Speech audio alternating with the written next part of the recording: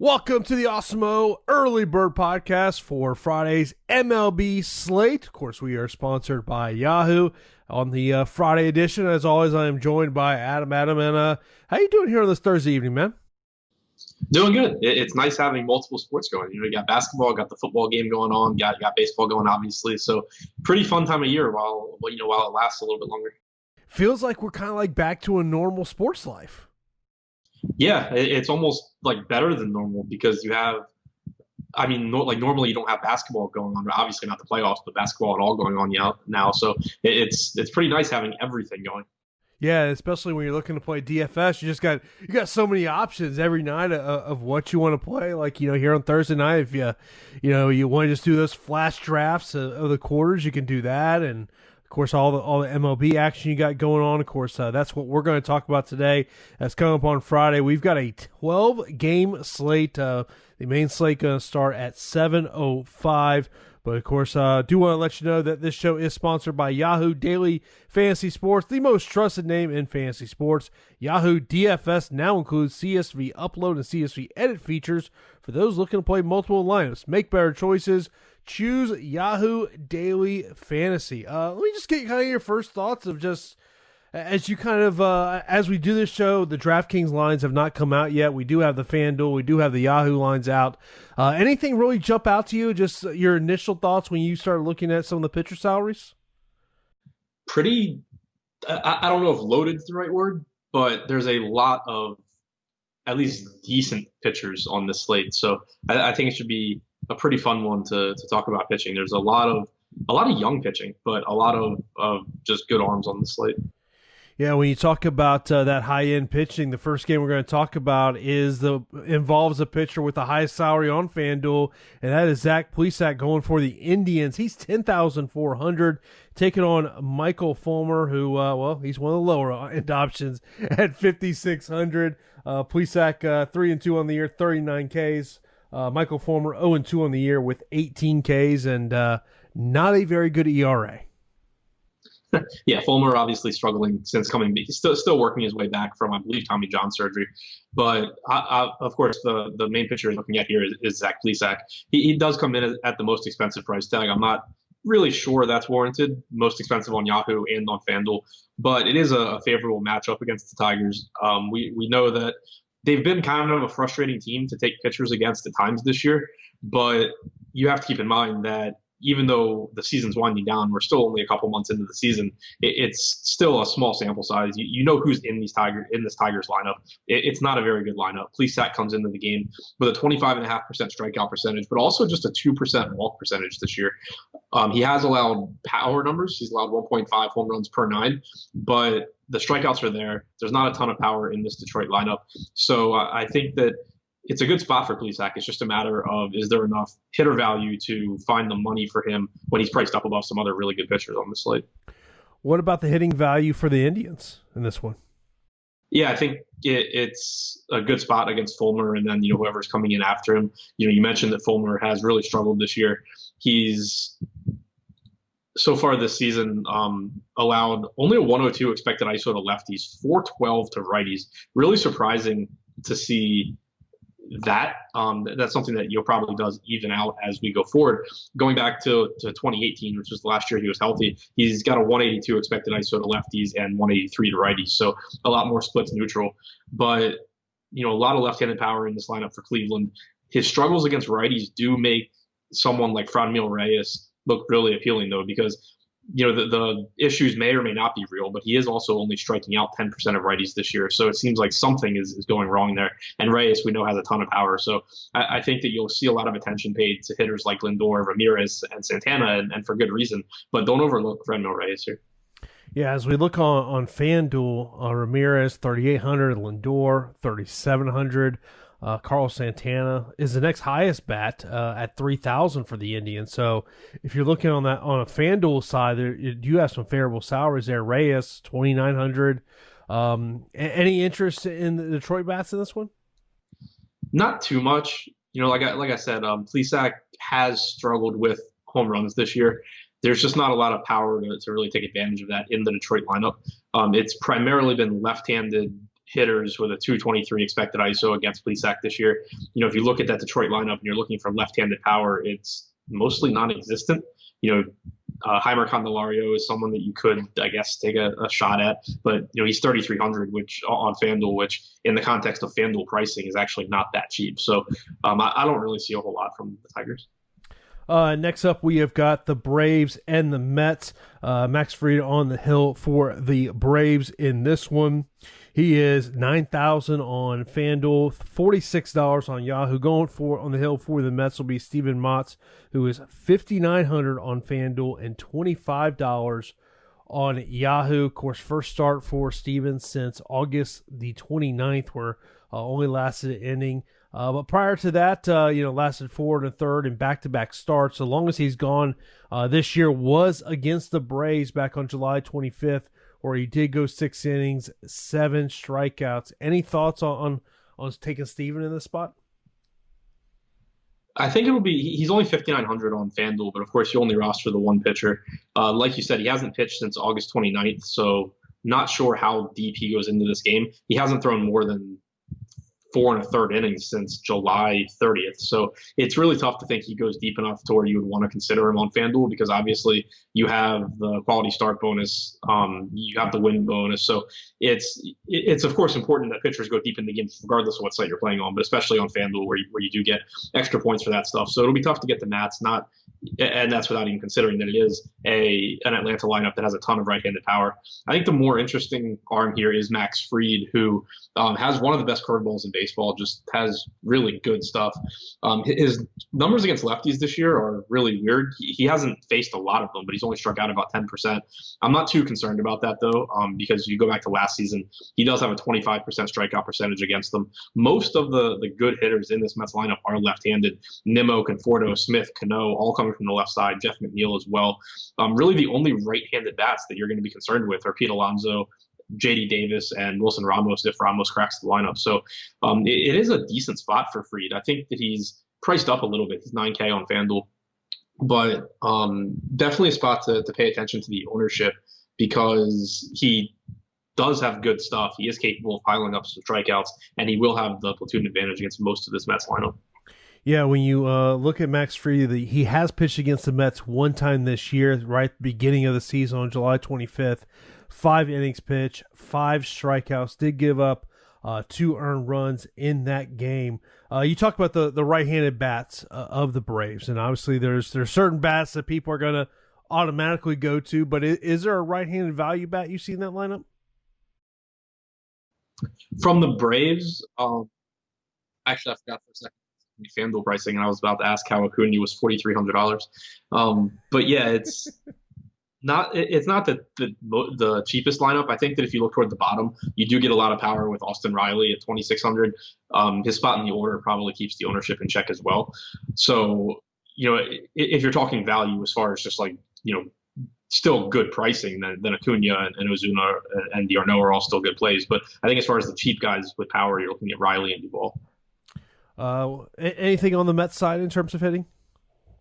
I don't think so. Even against righties, Fried has done a good job in his brief career of getting strikeouts, limiting damage. He struck out 24.5% of righties since last year, 120 expected ISO. It's just not really a spot that I feel the need to target. Then we got the White Sox and the Mets. Tyler Mahaley expected to go for the Reds as of doing this show. It's not been officially announced. Going for the White Sox will be Jonathan Stever, the rookie, making his second start. And so, obviously still kind of stretching out. I don't even believe there's even a FanDuel line on him currently as we sit here. Is this pretty much a game where you're looking at the hitting on both sides? Yeah, pretty much. Tyler Mahle is someone that in the past I've had some interest in. I think he's a better pitcher than he gets credit for, especially when it comes to strikeout stuff. He also will be facing a right-handed heavy White Sox lineup, which is favorable for him. But it's just such a dangerous White Sox lineup that I still have trouble being interested there. Since last year, he has a 26.5% strikeout percentage against righties. This year, it's at 30%, but he does give up some power. 196 expected ISO this year, 161 since last year. And the White Sox obviously just have so many good hitters that can take advantage of that in Great America Ballpark as well. So there's enough pitching on this slate. I don't think I'll need to get to Molly. As far as Stever goes, don't know too much about him. Like you said, second major league appearance, went 3 2/3 in his first one. FanGraphs has him as the White Sox number 8 prospect. Looks like he has decent stuff, but hasn't pitched above high A. He threw 71 innings at high A, 74 innings in A ball last year, 28% strikeout percentage at high A. So not really sure what to make of him. He is unlikely to go deep enough, I would think, to really be someone that actually he's not on FanDuel, like you said, so it doesn't matter there. But if he is on another site, he looks like he has decent stuff. He's minimum salary on Yahoo. Has decent stuff, but probably don't really need to get there on this slate. In terms of the White Sox, obviously they're expensive. It doesn't matter whether we're talking DraftKings, FanDuel, Yahoo. They're expensive slate to get to hitting wise. Obviously we'll see what the top stack tool tells us, tomorrow in terms of ownership percentage. But do you see a path to paying up for them? Yeah, I think that there's a couple guys that are actually pretty cheap here. Like I said, I do have respect for Molly, so I would want there to be low ownership on the White Sox if I go there. But Yasmani Grandal at 2,900 on FanDuel really stands out. Yohan Moncada is only $13 on Yahoo. Moncada from the left side is his better power side, and Tyler Mahle has struggled with left-handed bats in the past. So getting favorable pricing on a couple of those left-handed hitters. Encarnacion also only 2,900 from the right side on FanDuel. So I think you can make it work, and it is a good park for hitters. I just wouldn't want to go there if there's a lot of ownership. As I look at the Reds of potentially a 3-4-5 stack of 3 left-handed bats of Joey Votto, Jesse Winker, and Mike Moustakas, I kind of feel like that could be a stack people are looking at. Yeah, you get the platoon advantage there in the good park. I think you can throw Shogo Akiyama in there too if he's at the top of the order. He's going to be close to minimum salary, so you get some power from Votto, Winker, and especially Moustakas. Favorable pricing. It looks like a pretty cheap stack. I could see them being pretty useful as far as filler or primary stacks. Next up, we got the Yankees and the Red Sox. Jordan Montgomery expected to be on the hill for the Yankees. Martin Perez on the mound for the Red Sox. Martin Perez, 6,800 on FanDuel. Jordan Montgomery, 6,300. Montgomery, $27 on FanDuel. Perez, $28 is about the best way to put it. Just look at the hitters at this game. Yeah, for the most part, Montgomery's coming off of a really good start against the Orioles. He's a pitcher that I really bought into when he first came up with the Yankees. He has good off-speed stuff, multiple pitches to get a lot of swings and misses. He hasn't really put it all together in the majors yet. So far this year, he's striking out about 22% of hitters from the right side. Still getting a lot of swings and misses on his changeup and his curveball, which is good to see. And we know that this Red Sox lineup is not what it used to be, but I still, unless you're going to get a really favorable price for him on the 2 pitcher sites, I don't really see the need to pay down that pitcher on the slate on FanDuel where you're only rostering 1 pitcher.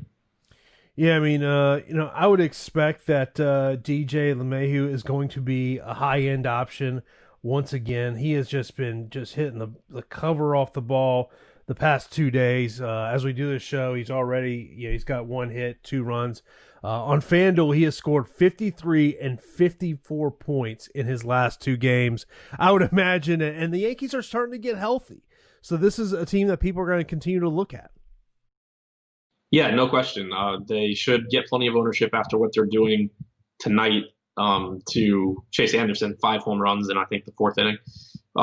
Now you get another decent matchup against Martin Perez. The salaries have been pretty affordable as well. Obviously, we don't have DraftKings pricing yet, like you said, but on FanDuel, you're looking at $4K if Aaron Judge is back, $4,200 for LeMahieu, $3,200 for Hicks, $3,800 against the lefty that doesn't miss bats for Giancarlo Stanton. Just really affordable pricing here, and it's been the case on DraftKings as well.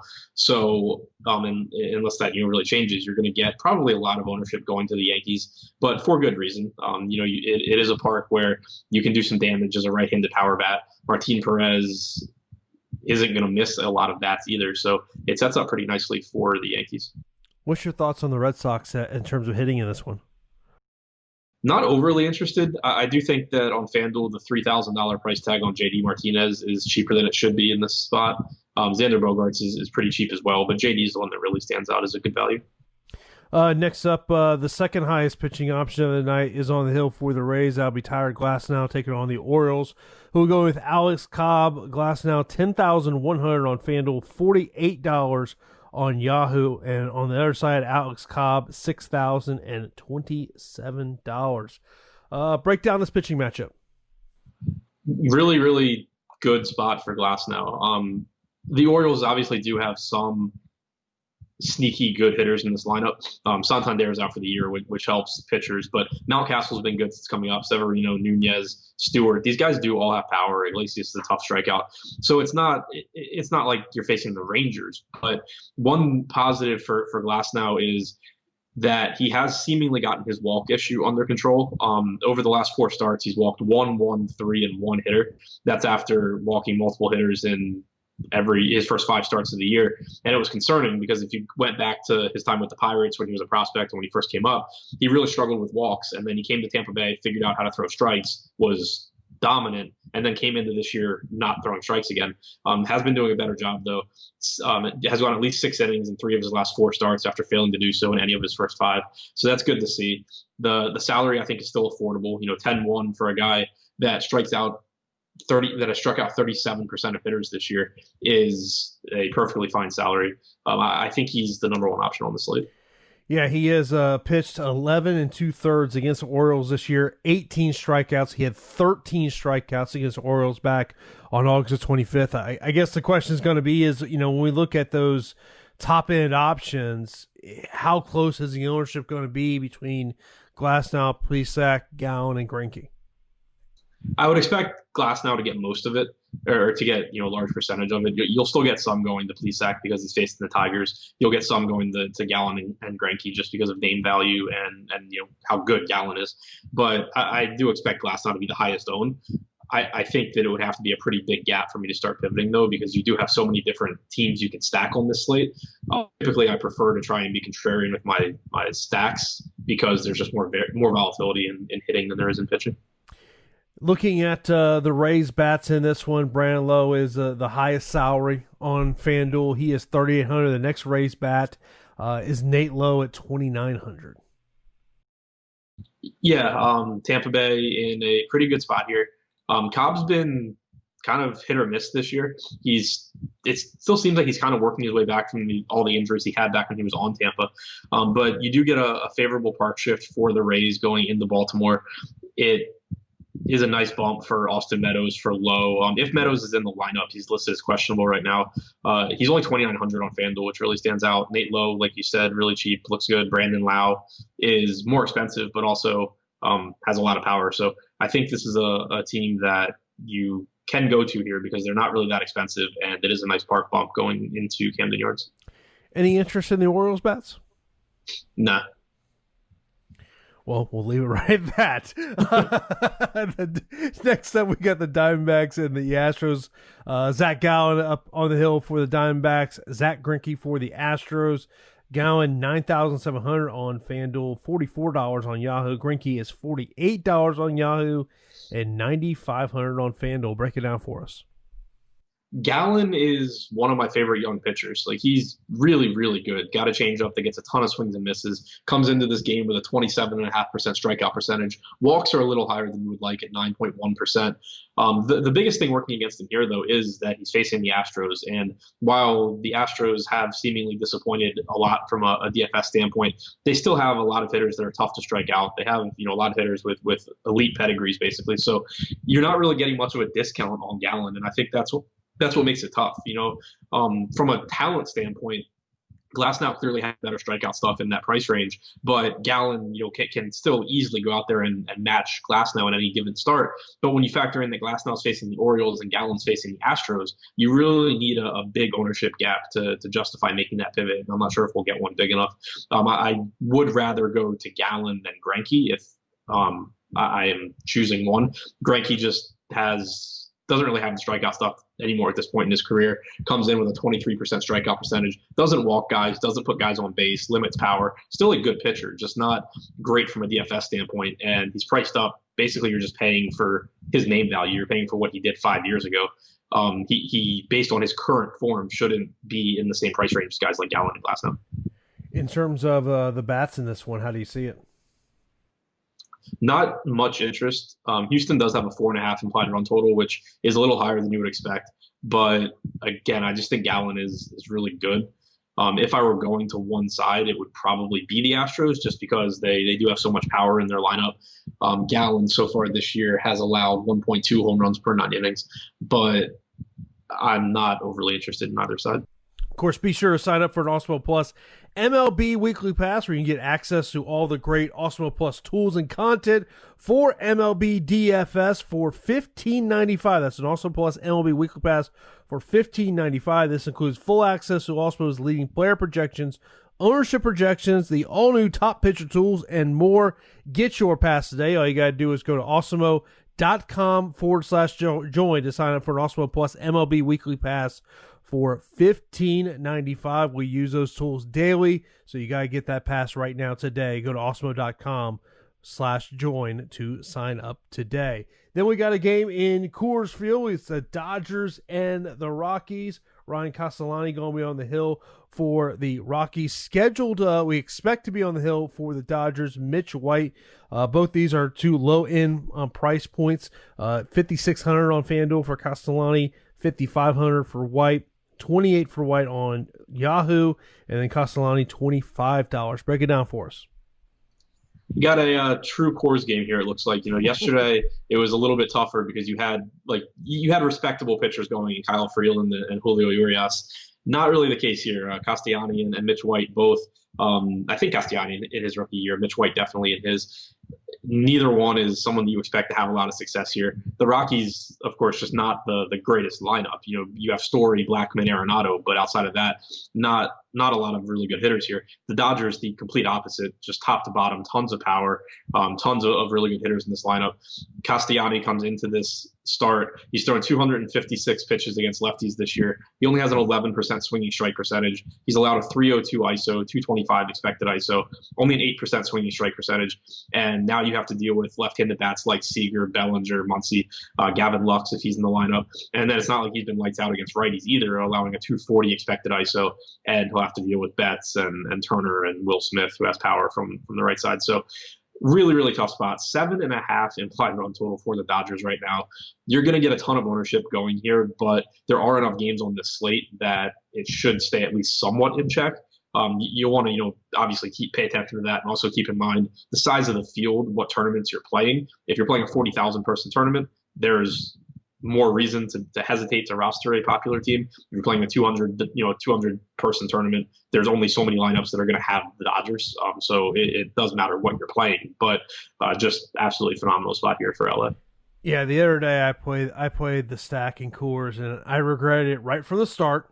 And, like someone in chat the other day said this, sometimes, just because they know a Coors game is always going to be a high stack percentage, that they just completely fade and they try to go somewhere else. Yeah, I mean, obviously it's slate dependent, but it's kind of one of those things where you always hear people like, oh, like you have to play Coors, you have to not play Coors, whatever. It all depends, where the ownership's going, what the alternatives are. On tonight's slate, for example, Josh and I talked this morning about the Dodgers getting a ton of ownership and the Yankees not getting as much. By the time the slate rolled around, they basically came in even, and the Yankees are destroying the Dodgers from a DFS standpoint right now. But in that situation, like if you were to play something like that the entire season and you just take the Dodgers every time and let the field take the Yankees the same ownership, you're going to come out ahead by taking that team in Coors. But it is, you still have to keep in mind, like they do have the humidor that they put in years ago. It is getting into the fall. It's not 100 degrees out anymore, so the ball doesn't fly like it does during the summer. It's not quite as favorable hitting conditions as it used to be or as it is during the summer, but it is still really good hitting conditions. It is still a really good Dodgers team, and it is still a really bad Rockies pitcher. Yeah, it's always something you got to pay attention. Yeah, my parents were out in Denver last week, and it was snowing.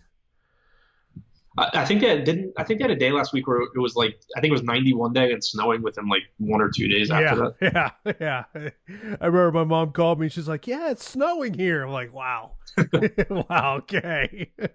But yeah, obviously, you got to pay attention to that top stack tool and see exactly where the ownership is going. Do want to let you know that our free premium content on Awesemo.com on Friday will be MLB player projections. We have free premium content every day, so be sure to check out Awesemo.com daily for that free premium content. Next up, we got the Royals and the Brewers. Danny Duffy's going to be on the hill for the Royals. Adrian Hauser going to be on the hill for the Brewers. Hauser, $5,700 on FanDuel, $32 on Yahoo. And for Danny Duffy, $8,300 on FanDuel and $31 on Yahoo. Break it down. The salary for Hauser, when you consider his stuff, is pretty appealing. Pretty solid strikeout stuff, not a bad matchup against Kansas City. The problem you run into is just, does he give you an opportunity to get the win and the quality start on FanDuel? He's gone more than 5 innings twice this year.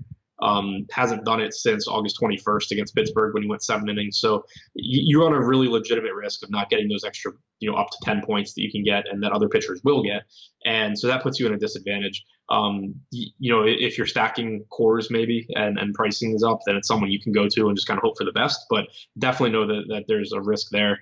Duffy is kind of interesting because he's kind of hit or miss from start to start, but he does have the ability to pile up some strikeouts. Also gives up a lot of power. We know that the Brewers have struck out a lot this year, but they do also have some power in this lineup. So I'm interested to see where ownership goes. I do think his salary on FanDuel is expensive enough that you'll be able to get to that higher pricing tier pitcher relatively easily. But on the two pitcher sites, it's something to keep an eye on. On Yahoo, he's $31, which is really cheap. And then you'll want to keep an eye out on DraftKings. If he comes in around like 6,600 or something, he's a guy that you can use to get to the bats in Colorado. Yeah, I was actually going to ask you if you thought Hauser was an SP2 option in it. In terms of the bats of this game, obviously the Royals are a team that I do kind of play frequently, especially that 1-2-3 stack that they have there is treating me very well throughout the year. But what's your take on the hitting in this one?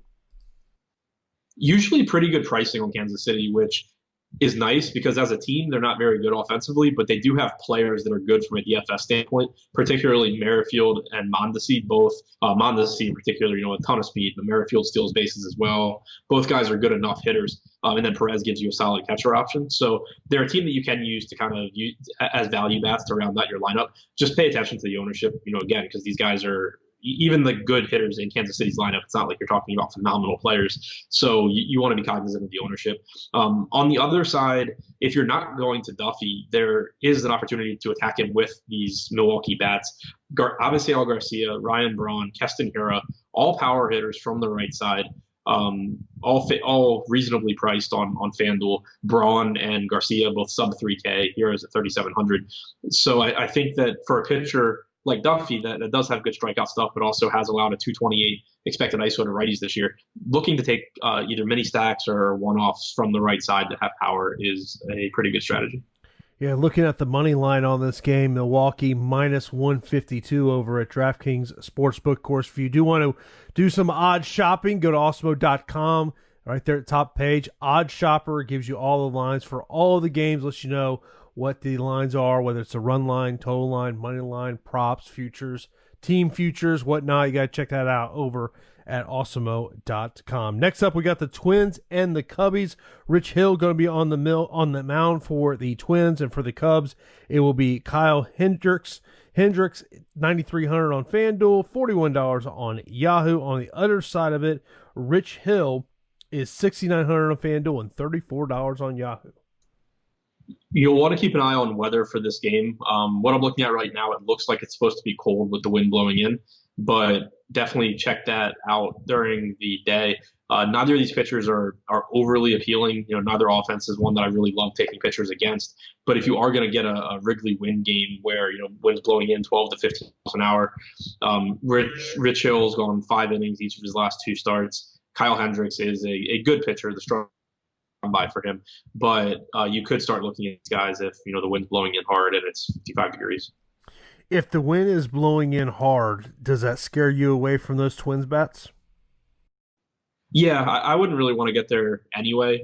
Hendricks is just a good pitcher. There's plenty of pitching on the slate that isn't very good, and I wouldn't really want to go there. But the hitting conditions obviously make it even worse.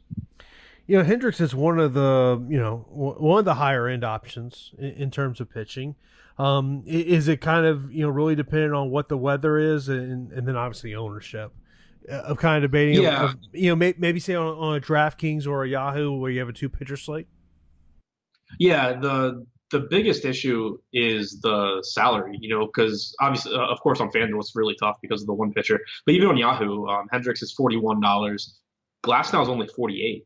It's not really that difficult to find that money, and Glasnow just has such better strikeout stuff, a higher ceiling. His strikeout percentage this year, Glasnow's 37%. Hendricks comes in at, I can't even find them on the Fangraphs page. He must be on page 2, I think. Hendricks comes in at 19.7%. So his strikeout percentage is like 18 points lower. Glasnow's is basically twice as high. So you're counting on Hendricks to go deep into the game, to maybe get a couple extra strikeouts, that you're not expecting, and to prevent runs. That's more appealing if the salary is cheaper than it is. Then we've got the Rangers and the Angels. Wes Benjamin will be getting the start for the Rangers. This will be his first major league start after making 5 relief appearances.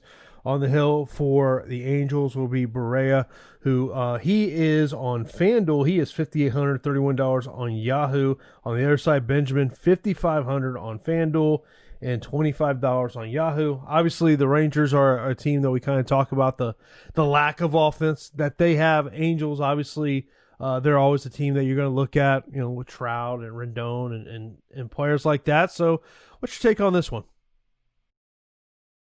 Pretty interesting game as far as two pitchers that you're not really going to buy into and two offenses that are questionable. Obviously, Texas more so than the Angels, but outside of a couple guys on the Angels, not the best hitters there either. Jaime Berea has had kind of decent success at times in his career. He has a 23% strikeout percentage against lefties since last year, 18% against righties. He went 5 1/3 his last time out against Colorado, 5 innings before that. He's in that same category as Adrian Hauser on FanDuel, where you're taking the risk that he's not going to get you that win and not going to get you 6 innings for the quality start. But if you're looking to jam in a bunch of bats, he is in a good matchup against Texas. On the other side, I'm not interested in going to Benjamin here, making his first start against the Angels. Any thoughts on taking a stack on either side of this as a sneaky stack, maybe? Yeah, I'm more interested in the Angel side of it. You get the lefty West Bend coming in, so platoon advantage for Rendon, for Trout, for Justin Upton, Max Stassi as well behind the plate. So there is some power here. Obviously, you'd be building it around Trout and Rendon, but mixing in Upton, Stassi, Joe Adell, Jared Walsh has been hitting really, really well lately from the left side. I think anytime you get a pitcher that is making his first big league start and who isn't a top prospect, there's certainly some merit to stacking against them here. Then we got the Padres and the Mariners at Petco Park. It'll be Chris Paddock on the hill for the Padres and Yusei Kikuchi on the mound for the Mariners. Kikuchi obviously has been someone that has been a very popular play that we have talked about here. He is $7,900 on FanDuel, $25 on Yahoo. Paddock, $8,200 on FanDuel, and $38 on Yahoo. Yeah, so Paddock has really been up and down this season, has struggled at times and hasn't really looked like himself from last year, but the salaries are really affordable. 200 on FanDuel and 38 on Yahoo. A good matchup against the Mariners as well. Only a 3.7 implied run total. Plenty of strikeouts in this lineup. Paddock, as far as his splits go this year, has struck out 31.5% of right-handed hitters compared to only 20.7% of lefties. The projected lineup for Seattle has 6 right-handed hitters in it. So if you do get a similar lineup like that, it's going to look like a really good spot for Paddock. He's going to look like a really strong mid-range option here. Obviously, we know what Petco Park is in terms of hitters, but is there any hitting you like in this one? Not really. Yusei Kikuchi has been looking better this year. The strikeout stuff's been better. Cut fastballs there, which he didn't have last year. It is still a really dangerous Padres lineup, though. So if they're not getting a lot of ownership, it's kind of like we talked about with the White Sox, where regardless of the matchup, they have so much power, they become interesting. And while I think Kikuchi is good, it's not like he's, Shane Bieber or something like that. So you can go to right-handed power here, Tatis, Machado, Austin Nola behind the plate. But I wouldn't say that it's a favorite spot for me to pick on. And then our final game of the night will be the Giants and the Athletics. Johnny Cueto going to be on the hill for the Giants. Chris Bassett going to be on the hill for Oakland. He is $7,800 on FanDuel, $34 on Yahoo. Johnny Cueto on the other side, $7,700 and $33 on Yahoo. Not too interested in the pitching here, especially in the context of this slate where you have so much pitching to choose from. I think both of these guys are okay. Bassett, I think, is better than Webb, but neither one's someone that I'm really looking to roster here, just because there are so many good pitchers that I like. In terms of the hitting in this one, break it down for us. I think that the A's typically are a team that you like because of the power numbers, but Matt Chapman not being in the lineup does hurt that. Stephen Piscotty's questionable as well. So against Webb, so far this season, he's allowed a 290 expected ISO to righties. He has struck out 30% of them. Lefties, he struck out 25%, and he's actually done a better job of limiting the power numbers. That being said, Matt Olson's still the first guy I would look at just because he does have so much power from the left side. He's only 3,800 on FanDuel. So not a favorite spot here. I don't expect the hitting conditions to be very good. Park doesn't play well for bats, and it looks like it's supposed to be pretty cool, but maybe a one-off of Matt Olson. As we kind of wrap this one up here, what should everyone be looking out for? I mean, obviously you mentioned about the weather in Chicago of what the wind's going to be. Is there anything else people should be paying attention to heading into this slate on Friday? Yeah, I think the two big things were one, the weather in Chicago, and two, just kind of how much ownership the Dodgers are projected to get, because I think it's pretty clearly the top spot on this slate, even when you consider how many teams are playing. So it's going to be really interesting to see where the ownership or how the ownership shakes out.